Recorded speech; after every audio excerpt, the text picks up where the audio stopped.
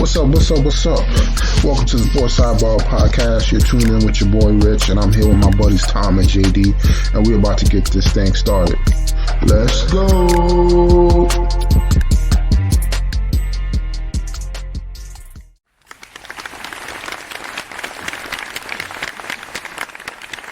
All right, ladies and gentlemen, welcome back to another episode. How's everybody doing tonight? Doing good, Rich. How you doing? Doing great, man. Not so much good as the NFL, man. And they're gonna have to deal with this lawsuit. Yeah, it's about to get messy up in the NFL front office. That's for sure. Oh yeah, I'm interested to see what stuff comes out. So you gotta get your popcorn ready. Yeah. He Flores is taking one for the team here. He's not going down without a fight though. Oh yeah, I still hope he gets the head coaching job for the Texans. Even though unfortunately, I don't think anyone's going to hire him right now. Yeah, but I mean, somebody's got to they say die on the cross. Yeah, for change. He knew it though. I mean, once you come out with that, it's it may be over for him in the coaching realm, but he may have helped a bunch of people out. Oh yeah, most definitely. I heard the enemy was turning down some interviews because he was feeling the same way, that it was just pretty much just they were trying to meet the quota as far as interviews. And they weren't really giving him a shot. So I felt like that for years, to be honest. I felt like that rule was just it forced teams to interview interview African American coaches with no intent on them wanting to even hire them. It was checking a box, like Flores said. Yeah, pretty much. And there's some good coaches out there, man. There's a lot of guys, not even just black. Other races as well. Sure. That should be in the mix, but looks like some of these owners can't see past that. But we're gonna have to wait and see what comes out, and then what changes get made after this, because maybe it springs the Flores rule where maybe teams get incentivized for having minority head coaches or GMs or other stuff like that. So yeah, unfortunately, I think with the owners, the way that it is, a bunch of quite a few older white males, it's going to be difficult, but hopefully they can make some headway here on this one. Yeah, I mean five coaching spots left. Yep. So we'll see what changes are made. Maybe they scare somebody into hiring a black coach, then ends up turning well for them. I mean, as of right now, I think we only got one minority coach in the NFL. So. Mm-hmm. Well, black. It's Tomlin and just Tomlin, I think, right? Oh no, three. Tomlin, the Jets, your coach. Saleh, yep. And then Washington. Oh, Ron Rivera, that's right. That might be it. So three minorities out of 32 teams. So that 10%, pretty much. Not great. No, not at all. Especially for a league that's like 75% African American. Mm-hmm. Hopefully this make some changes, kind of like the Kaepernick thing. Maybe it's a situation like that where we see a lot of change going forward. But we're gonna have to wait and see till all the evidence comes out. Yep, absolutely. I don't think there'll be any stones unturned here. Oh, definitely. Let's get into the conference championship games. I mean, we had a wild weekend again. Not too much as the previous weekend. But we had the Bengals and the Chiefs. Bengals, they come back in Arrowhead again, and they beat the Chiefs, man. I wasn't really too surprised. I felt like the Chiefs left some points on the table. I feel like it's pretty much an even split as far as like who's to blame for the Chiefs' loss. I think it goes, 33% to the defense, 33% to Mahomes, and another 33% to the coaching staff. So I felt like they should have went for the field goal instead of try to go for that touchdown before halftime. And then I felt like they should have ran the ball more while they were up. But it didn't seem like they wanted to do that and eat out some clock. But then their defense, man, I think they need to fix that defense. That defense hasn't really been able to stop anybody and forces their offense to be in shootout games with a lot of teams. So we're going to have to wait and see what they do going forward. I think they did a great job of fixing the offensive line, even though Mahomes was a little shaky in our last game. But I think the next job is to fix that defense, especially on the back end. Yeah, their corners aren't great. Their front seven is solid, and South was non-existent in that game. Yeah, I felt like that whole game turned at the end of the first half there. The Chiefs are dominating. If they go in there, it's 28-3, 28-3? No, 28-10. 10, yeah. And I don't know, that's hard to come back from, but you basically, like you said, you didn't go for the field goal, even though Reed tried to send out the field goal team. He got waved off. Mahomes made a bad decision throwing to Hill there. And then, Eli Apple made a decent tackle. But them not getting in the end zone there, I think it just threw Mahomes off. He didn't look the same in the second half. I mean, he was missing throws. That Hill had no catches. Even on that in the last drive where they tied it, there were guys open in the end zone on both plays on second and third down. Kelsey was open in the end zone on third down, specifically right down the middle. Pass that they hit all the time. So he wasn't right. He saw it going into overtime. His first pass was behind. Second pass should have been picked off. Should have been a pick six to end the game. And third one was picked off. So yeah. I don't necessarily blame him for the game. Obviously, like you said, the game plan changed. They were running the ball down their throat with McKinnon and Edwards-Helaire. So it was a little confusing as to why they stopped doing that. But I think ultimately it falls on the coaches. You know what you have in that team. You're up 2 scores. You shouldn't be losing that game. Oh yeah, definitely. But I mean, this is a learning experience for them. I mean, they've been pretty much getting to the same spot as far as playoff time, outside of getting to the Super Bowl. But like I said, I think this is a wake-up call for them to fix that defense, because it feels like their defense they've just been relying too much on their offense to get them out of jams. But you're gonna have to stop somebody. So I mean, imagine if they got to stop. If that in the second half, if that defense would have got to stop, I mean, it'd be a totally different game. Or you can even say if they kicked the field goal before halftime, it'd be a totally different game. So like I said, they definitely left some points on the board. They're gonna do something with that defense. I just don't see that defense gelling well together. I don't feel like they have the right set of pass rushers to run that NASCAR like Spags wants to run. So yeah, I mean, Chris Jones, Frank Clark, and even bringing in Melvin Ingram, I feel like they had the horses up front to do some damage there. And honestly, they were getting through. They just couldn't get Burrow down. There was a couple plays there where he somehow snuck out and got free, either running for first down or throwing. So yeah, I don't know. He broke Chris Jones' tackle twice. He did, yeah. So I don't think it was. I think their front seven is solid. Maybe they don't have the high-end pass rusher that a lot of teams like to have, but I feel like they're solid enough there. I don't know, man. I feel maybe the linebackers. I don't know what it is, man. Yeah, maybe the linebackers. I mean, I don't think they blitz a lot. I know Spags likes to blitz. They don't blitz a lot. No, but I think they need that middle linebacker that's going to hold it down. Yeah, that's going to be able to jump between getting somebody covered and pass coverage, and then actually rushing the passer. So. Mm-hmm. But it's gonna be interesting NFL offseason as well. So. Oh yeah, I love the NFL offseason. Then we had in the NFC game, we had the Rams and the 49ers in division matchup. Everybody was kind of thinking the 49ers was gonna outmuscle them and be more physical with them. But I mean, the Rams came to play, man. Your boy Jimmy G gave it away again. The Rams are pretty much playing the home game, for the Super Bowl.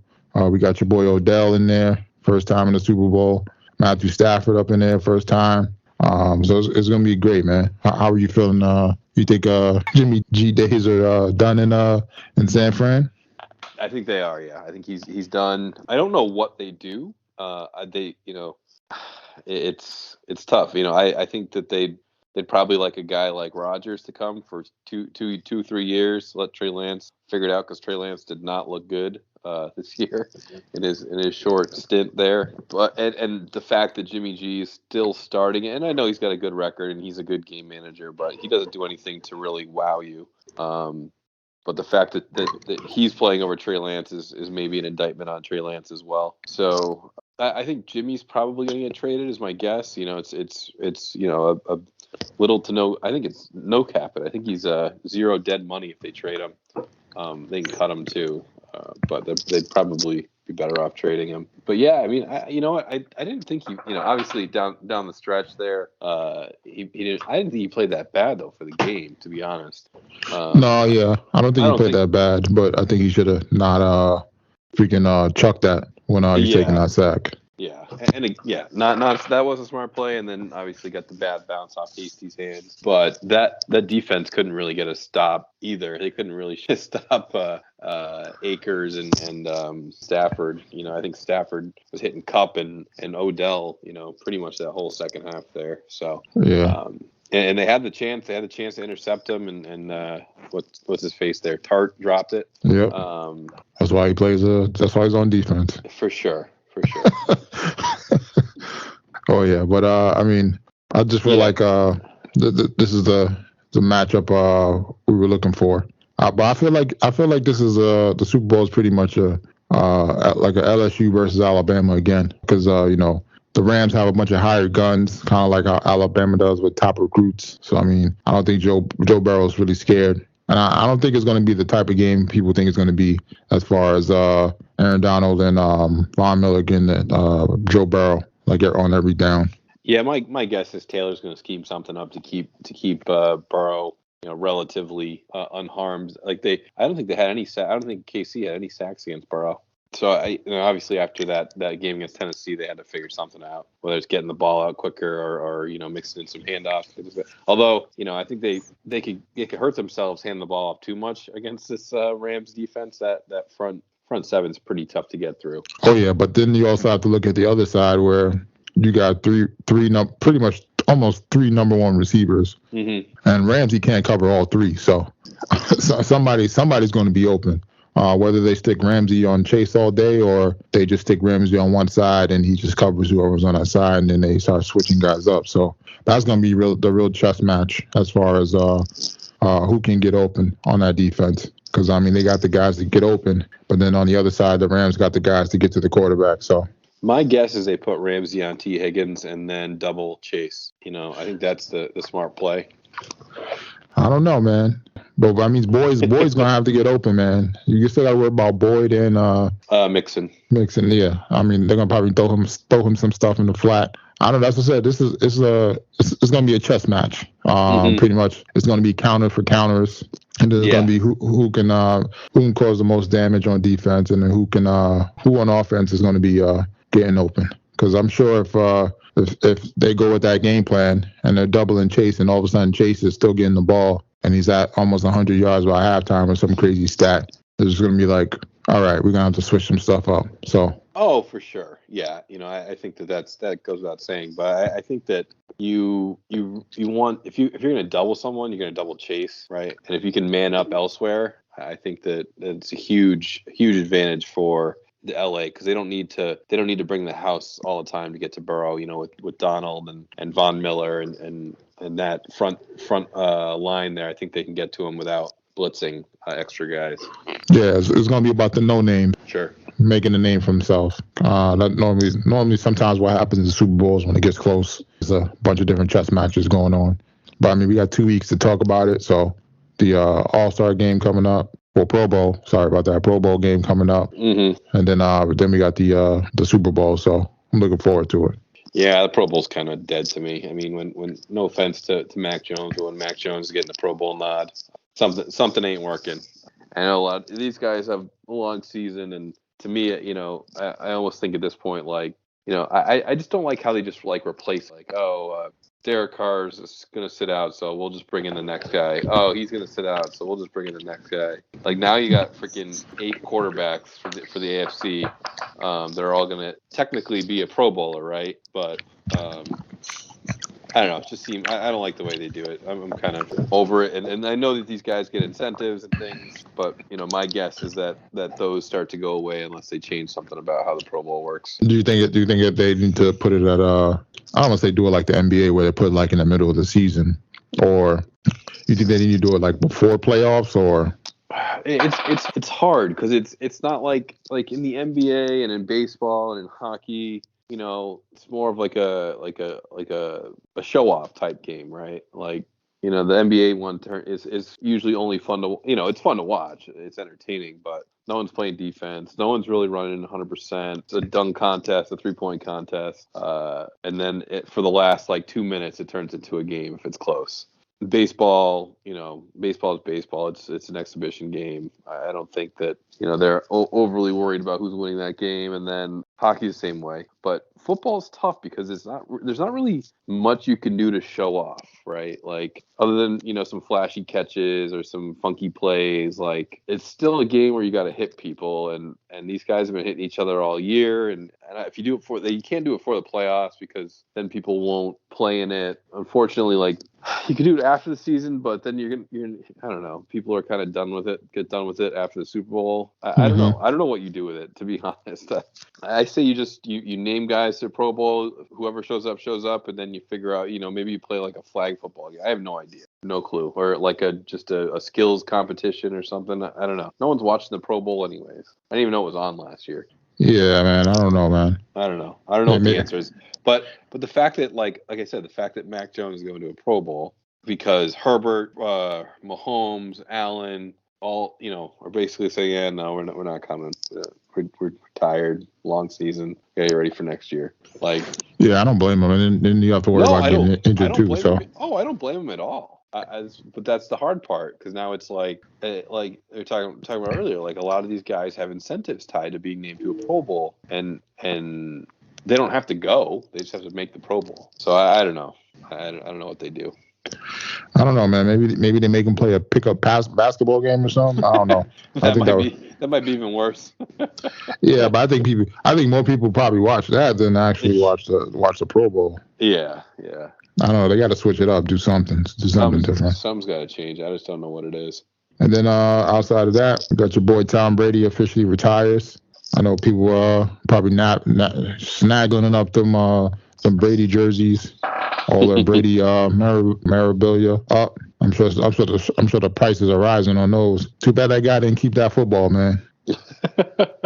What the last touchdown to Evans? Yeah. Who got a hold of it? I don't know, man. Somebody got it. Yeah, it was the last. That was it. And then his last play was a handoff to Fournette before Stafford came down and beat him. Man, I mean, what a guy! I mean, it's been to 10 Super Bowls, won 7 of them. Mm-hmm. I mean, could have won all 10, but shout out to Eli Manning for that. And then, I mean, you can go the other way too. He could have lost the one to the Rams. He could have lost one to Carolina. He could have lost to all of them. Seattle. That was the thing with the Patriots Super Bowls. They were all close except for I guess the Eagles won when they beat McNabb. That one wasn't really close. I think the final score was a 7-point game, but it never really felt that close. Well, I think they're all I feel like they're all 7 points or less. They were, except for the Rams one. I think was 13-3, but that one was tight. Late in the fourth quarter, I think it was 10-3. Yeah, until they scored with Gronk that hit Gronk up the sideline. So. Oh yeah, yep. But I mean, that's what happens when one of the best closers in the game, man. Yep. I mean, hats off to him. Had a great career. Nothing like it. Kind of seeing the Jordan-esque of football, or you want to say like the Will Chamberlain of not Will Chamberlain, like Bill Russell of football. As far as getting championship games and winning. Mm-hmm. I'm interested to see where the Bucs go from here. And I'm also interested to see where Brady goes as far as his next endeavor outside of football. Or if he's one of those guys that's just going to stay home with his kids, or he's going to get into some type of television. I know he has a podcast. Outside of that, I mean, he has the personality for it, from what I'm hearing. Everybody saying all this. They're bringing out all the Brady stories from the locker rooms, or going out with them. That he was chugging beers faster than you can pour the mugs. So we're gonna have to wait and see. Yeah, I don't think I personally don't think he's gonna get into that. He's got his clothing brand. He's got his TB12. He's got other things going on, and he's got supermodel wife that he can tote him around the world. So I think he's gonna stick to his business endeavors and go from there. Yeah, I wonder if we're gonna get like the Brady spotting at different events and stuff. Probably. Outside of Brady retiring, we had just more stuff about the lawsuit. I mean, Giants hire Dayball, so I'm not expecting Josh Allen to be. I'm not expecting Danny Dimes to be Josh Allen, but I'm interested to see where they go from here. as far as I mean, like I said before, the true take or the true direction is going to be is when they during the draft to see if they go offensive linemen or if they bolster up that defense and then try to get some offensive linemen through free agency, because I noticed a bunch of offensive linemen that are going to be out there. Is it Ogden? Oh, well, yeah, Neal, and then is it Ogden, the son? What's his name? Is it Ogden's son is playing? Ogden Jr.? No, what's the big offensive lineman from the Chiefs, the one they got from Baltimore? Oh, he's re-signing with the Chiefs. Oh, damn it, son of a bitch. And then they're gonna franchise him or tie him up long term. Yeah, because he's 26. And then there's Neal, and then there's a few other offensive linemen out there that they can go ahead and try to grab. So we'll be interested to see what they do with that. Mm-hmm. But I mean, there's gonna be other teams looking for offensive linemen too. So it's gonna have to wait and see. Always looking for offensive linemen. Gotta protect that quarterback. Yeah, but we also got to protect that defense because man, that's when sometimes I want to throw the whole team away and just start from scratch. Oh man. Then we got the Denver Broncos for sale. Not sure how they mentioned it before to you. I don't know how they hired a head coach when the team is for sale, because if new owner comes in there and he don't like nobody, everybody's getting fired. So yeah, I mean these ownership sales take a while to get through. We saw it in Carolina. This may take a year or so you never know. He'll have a chance to see the new coach in action. Like I said, he's still got to go through Elway and kind of go from there, you know. Oh yeah, I mean teams up for sale for about $4 billion. I'm a little short, so I'm gonna need to borrow some money for all my friends out there. I got you. I appreciate it. And then they also they need to figure out their quarterback situation too. So that's going to be another interesting avenue as far as what they're going to do at quarterback, because there's not really any quarterbacks in this draft. Maybe they go get Jimmy G. Maybe that's what they do. If Aaron Rodgers goes to Carolina, or maybe we just get Jimmy G. Yeah, that might not be a bad fit. Yeah, because they got the defense, they got the weapons on offense, so they just need some kind of stability at quarterback to help them get over the hump. So. Yeah, they got some good young receivers that they have locked up, Judy and Patrick and Cortland Sutton. So, yeah, that wouldn't be a bad spot for him. They got a pretty good line there, too. Yeah, they have they're just missing that quarterback. Yeah. There's a few teams out there like that. They got pieces on offense and defense. They just need a quarterback. What about Tampa Bay? Tampa Bay swooping in to get Jimmy G. Yeah, they could do that. But the thing is, if you're Jimmy G, do you want to go play behind the legacy of Tom Brady? Jimmy said today he wants to be traded somewhere that he could go in and win. Basically wants to be traded to a contender.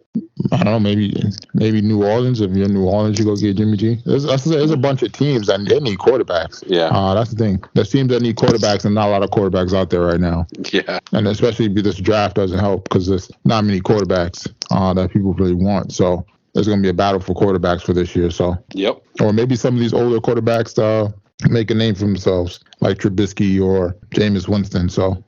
Oh yeah, I was gonna say Pittsburgh's another one, or if they can get a guy like Jimmy G, something like that they're got a pretty good defense, maybe a quarterback away. Yeah, it's just gonna be a carousel of where will they land. We're just gonna have to spin this wheel and see who gets who. Mm-hmm. And then on to the NBA. We're getting ready for the trade deadlines approaching, so trade rumors are coming out. The Pacers, they have LeVert and Holiday up on the block, and they're two bigs, but they want first round picks for any of these guys. I don't know about that. Yeah, I think you're gonna have a hard time getting the first round picks away, but I could see someone maybe doing it at the deadline there. Someone that gets desperate, Lakers, Celtics might get to that point. Would you guys go after? Would you guys try to get Turner or Sabonis? I mean, I'd prefer Sabonis. I know they've always liked Turner. I think he's a little limited offensively, but I don't know. I think all three of those guys, LeVert too, are solid players. I don't know why it doesn't seem to work in Indiana, because it seems like they got good players. There's not a good team. Yeah, I think it's always either the coaching is not there, right, or the players. It's never in sync. The only time it was in sync was when they had that team with like Lance Stevenson, PG-13, Hibbert, Danny Granger. Mm-hmm. That was like the only time that team was like together. Right. Or I mean, before that, it was back in the '90s with Reggie. So, maybe they got to draft better or maybe they need the NBA guys to give them some better lottery picks because it seems like they've been out of the positions to get some good players. Yeah, that's the downside of being like not in the middle. Yeah, exactly. But you rather be really bad than in the middle. Yes, It's like stuck in purgatory. it Can't get really out. is. And then on the other side, I mean, I'm hearing Julius Randle's probably he might be the Knicks are looking to possibly part ways with him, or they wouldn't be close to it. So some teams are looking for some expiring contracts and some role players that can help them. So it's going to be interesting to see if they pull the trigger on that, if somebody gives them a good enough deal. Is he in the last year of his contract? I thought they extended him. Yeah, they did, but it doesn't kick in till next year. As far as the Knicks concerned, it doesn't seem like they're too happy with his production lately. He's averaging like 15 points a game, and he's going to be getting paid for 117 over the next 4 years, starting next year. So. Yep. And I'm sure that they wouldn't mind swapping them out for either some draft picks or some other expiring contract they could swap them out for. Gotcha. Because I think some teams are really trying to prep up for. I think it's next year's free agency class when there's some of the big hitters will be out there. So. Yeah, that makes sense. I mean, New York they do seem like they're always trying to clear this cap space at times when the big names are coming out.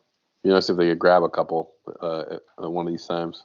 Yeah, I'll just look out for the Zion Randle trade soon. So, and then but it just looks like Ben Simmons is still going to be stuck on the 76ers, man. Yep. 76ers are asking for too much, and nobody wants to pay that price. So it looks like they might just go into with Ben Simmons on the roster to the offseason. I don't know why. I mean, what's going to change then? I don't get it. Yeah, I don't understand their point of what they think they can get for him. I mean, imagine you could have got Buddy Hield and Halliburton or Fox or something for Ben Simmons, and then you could have had either one of those two with Joel Embiid, and you got Seth. And I mean, I don't know, man. I don't know what they're thinking, man. I don't know, man. I don't know what they're waiting for at this point. Like, what are they trying to get? I know Daryl Morey's holding out for like first round picks and players. It's like, dude, you're not going to get that. You're unless happy to match up money and get rid of them at this point. Yeah, unless Daryl Morey knows something with James Harden, and James is saying he'll come to Philly, and maybe they're going to do a swap, and that's why they're holding on some for that cap space to do the swap. So I don't know. That would be my only reasoning behind it. But other than that, I don't know what the hell they're doing over there. Yeah, I don't either. They got like two GMs. It just doesn't make sense, man. No, I have no idea what they're doing.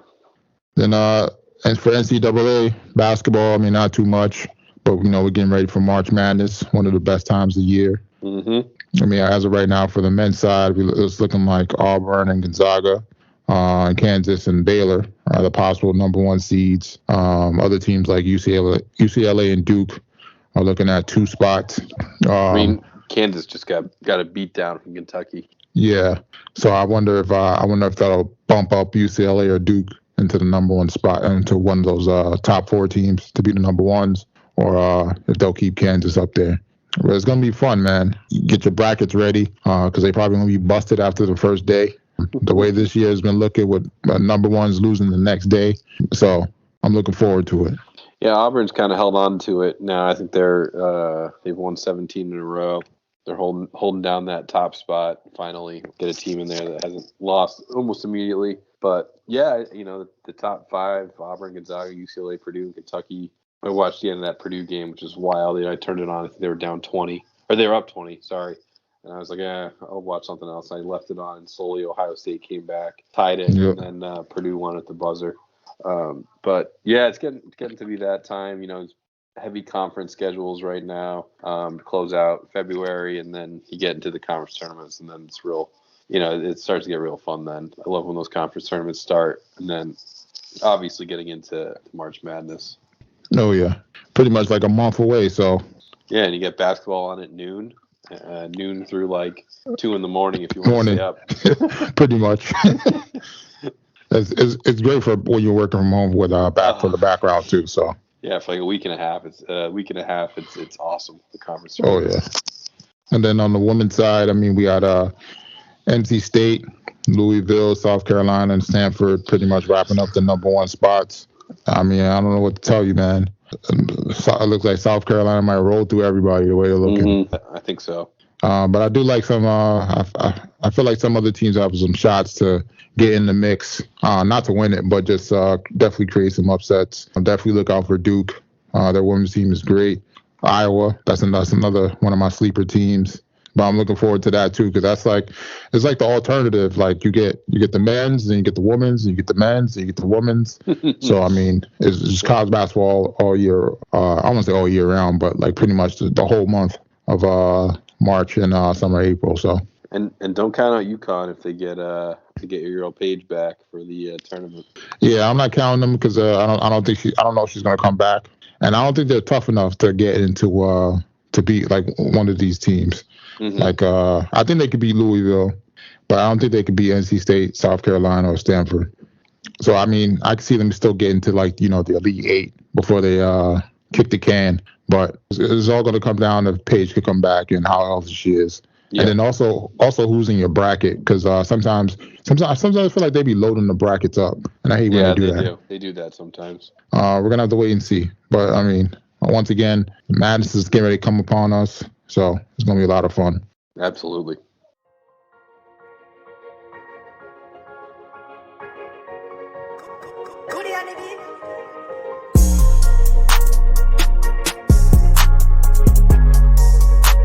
It's that time again, ladies and gentlemen.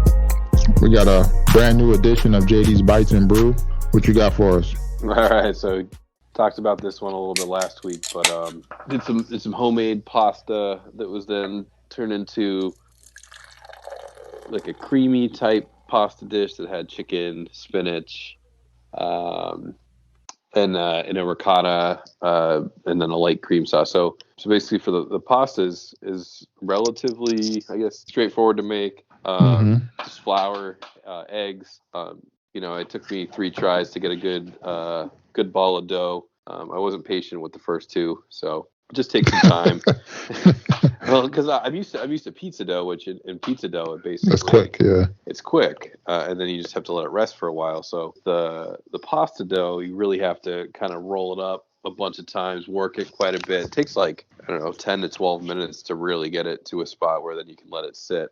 After that, it's pretty easy. If you're making like a linguine or like a pappardelle, where you just have to then roll it out and cut it. So that part was pretty straightforward. It was getting to that part. I was a little unsure of myself when I was making it, but got there. The nice part is you can freeze it, and if you make extra, and then it cooks relatively quickly, 3 or 4 minutes in boiling water. So yeah, I did that. I cooked up some chicken, just a little salt and pepper. Then in the sauce, it was fat-free ricotta, a light half and half, actually a fat-free half and half, some salt, pepper, spinach, garlic, and I think that was it, actually. Might have been a little bit of chicken broth, too. But yeah, mix that all up. Get that.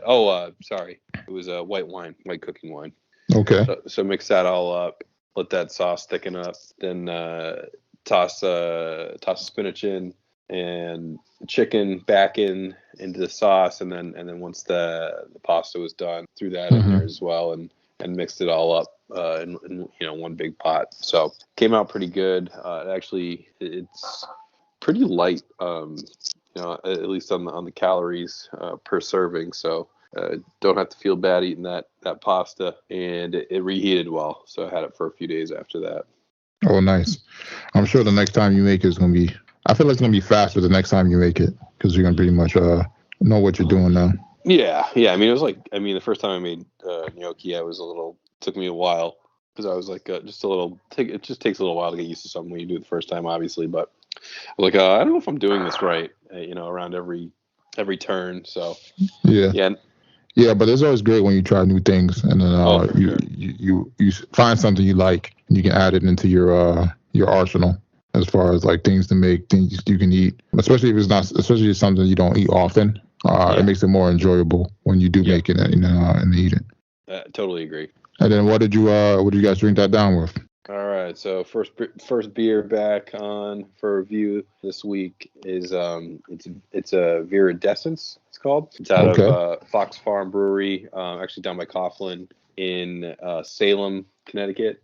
Probably about 15 or 20 minutes from Coughlin's house. And I actually bought it a while ago, and I just had it in my fridge waiting. So this is a double IPA, and it is heavily hopped with Nelson Sauvin hops, and it's the same kind of plant that is in Sauvignon Blanc wine. So it comes from Australia. It's a little sweeter, but sometimes when they do it right, it really kind of heightens that IPA, and this one came out really good.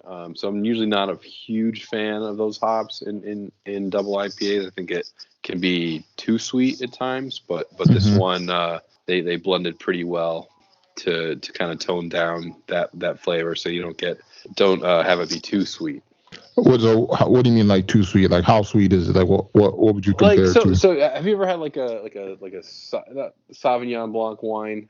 Yeah, it's a little sweeter. Like it's not sweet like candy, but it just the aroma is a little sweeter on your palate. You know what I mean? So like it hits the sweetness when it hits your jaw.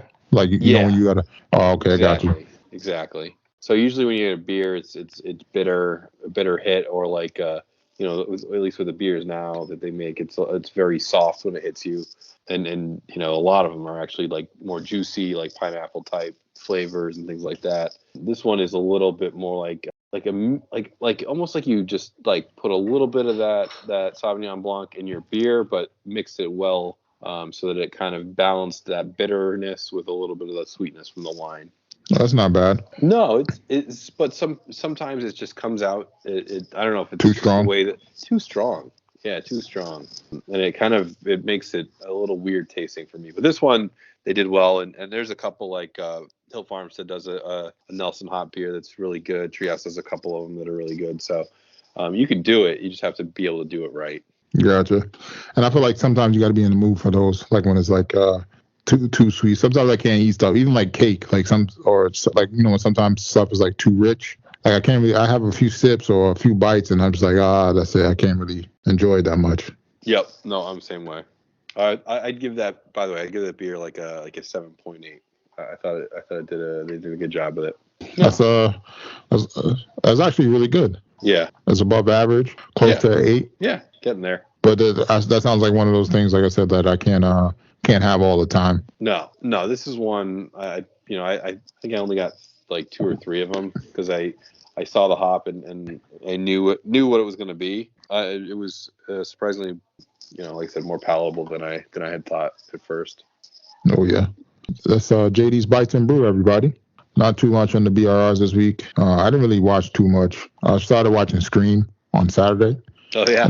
And then Cross hit me up to play Halo. Then I ended up playing Halo for like 2 almost 2 in the morning.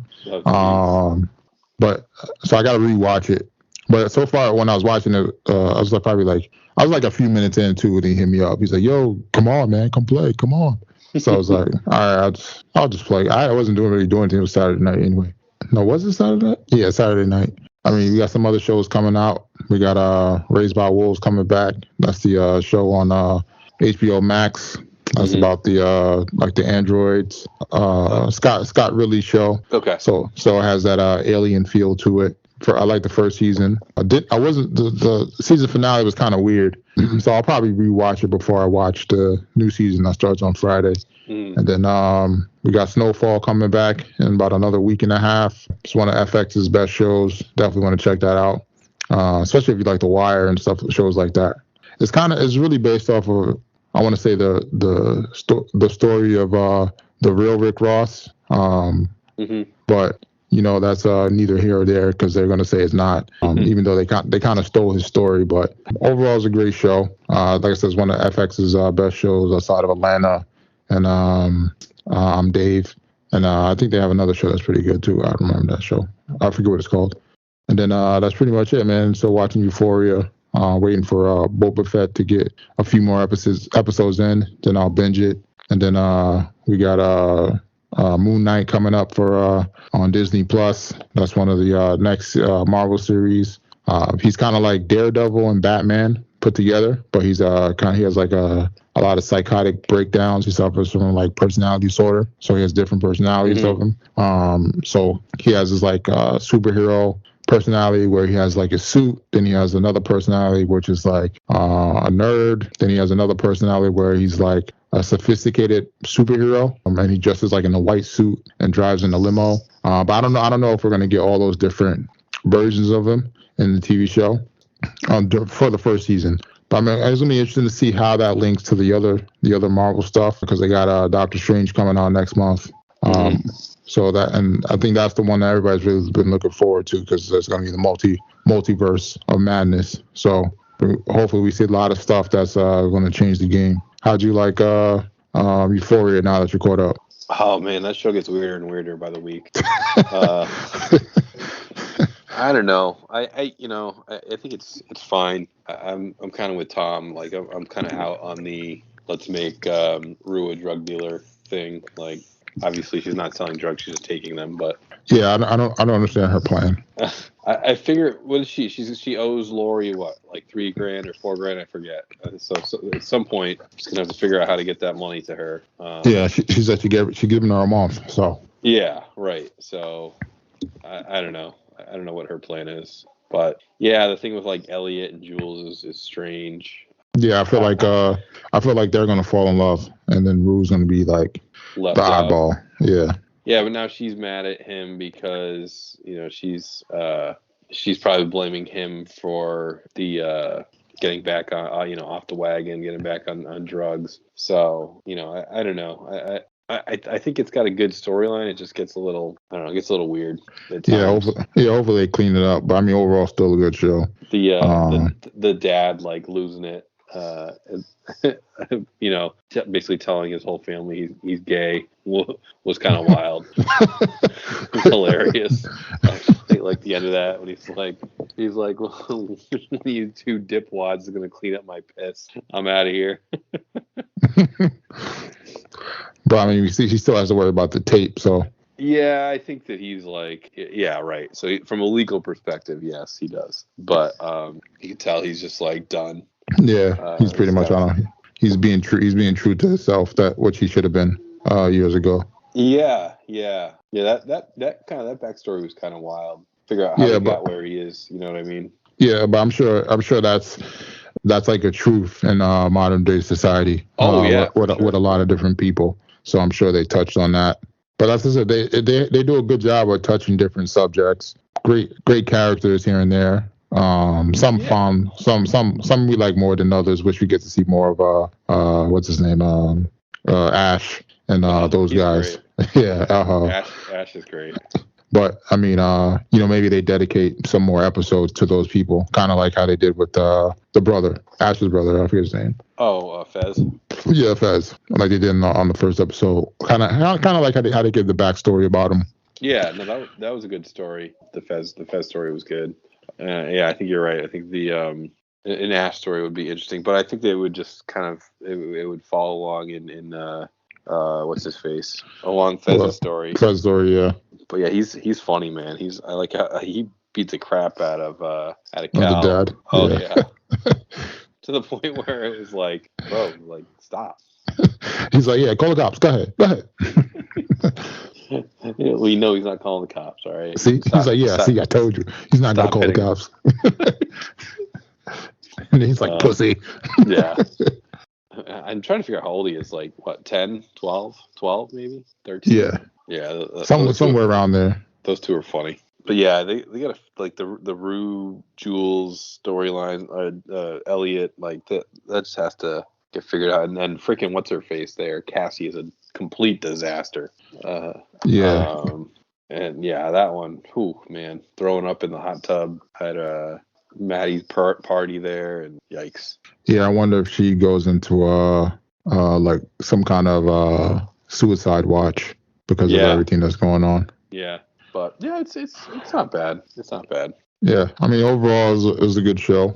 Looking forward to checking out some other stuff, and I'll give you some updates on some other stuff. I was trying to watch some movies, but I put them on and I just couldn't watch them, and I was just like, yeah, this is not gonna work. Did you finish the first half of Ozark? No, I still have 2 episodes left. All right. I still waiting. You know why? Yeah, I do. The last episode was good. I thought it was by far the best of the season. Yeah, cause my brother just texted me. He's like, oh yeah. He's like, first he texted me. He goes, oh, did you? He's like, I just can't get into it, man. I don't know if I'm feeling the season. And then he's like, maybe because I wasn't paying attention. I'm gonna rewatch it. Then he like texted. Then he texted me today. He's like, yo, man, did you see the last episode? I was like, no. Oh, yeah. He's like, oh, it's fucking crazy. I was like, you just said you weren't into it. What the hell are you talking about? Yeah, I think it was, for the most part, relatively slow. I mean, there's some stuff that's going on, but the last episode is wild.